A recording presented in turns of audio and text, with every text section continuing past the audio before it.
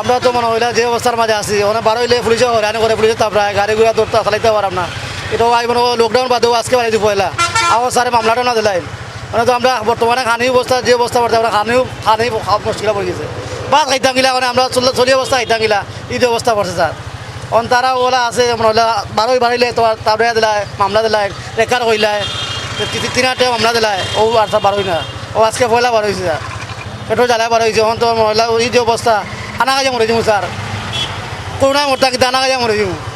আগের মতন এখন ইনকাম নাই, রুজি কামাই নাই, খাইতে পারি না, একবেলা খাইলে 2 বেলা খাইতে পারি না। আগে লকডাউন আসলো, আগে বালা চলছে, আর লকডাউন দিচ্ছে এখন চলতে পারি না।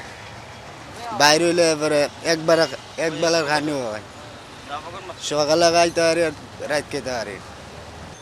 ওই তো পেটের দান্দার লেগে বাইর হয়েছে, 2 টাকা ভাতের পয়সা লুজি করবার লেগাইছে।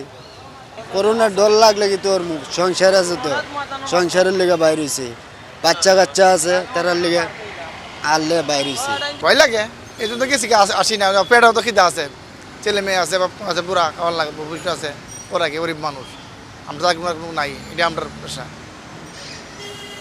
এখন নাই, গরিব মানুষ এটা করে আমরা খাওয়ার লাগে। এ পর্যন্ত বসতে পারি না, আজ পর্যন্ত দেয় না বসতে। করোনা লকডাউন আসি নাই, বাড়িতে গেছি যদি লকডাউন গেছি আজকে আসছি।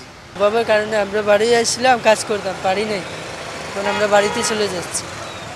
কিন্তু যা করবো কি, এখন তো আসলাম ডিউটি করবো, আর চাকরি করে টাকা 2-1 টাকা জমাইতাম, আইসি ঈদ আইসে কাপড় চোপড় কিনবো, এখন ওই জন্য পারি নাই, আর চাকরি হয় নাই, এতে কারণে বাড়িতে যাইতেছি। ছোটোখাটো ব্যবসা বাণিজ্য করে না হলে তো আমরা ফের চলতো না, খাওয়ার কোনো নাই, জমি নাই। মনে করেন কিছু ব্যবসা মানে যদি না করি টুকটাক সব বাবা চলে আছে, এটা ডাইল ভাত খাওয়ার কোনো ক্ষমতা নাই। আমরা তো 10টা কোনোখানতে পাই না, আর দিতেও না, যায়ও না, দেও না। তো আমরা যদি 10-5টা রুজি না করি তো খামো কি, এরপরে রুজি করতে আইলেও দেখা গেছে যে লকডাউনের সমস্যা, এই সুফে সাফে এই দৈরা 2-4 পয়সা কামাই করে এরপরে বউ বাচ্চা চলি।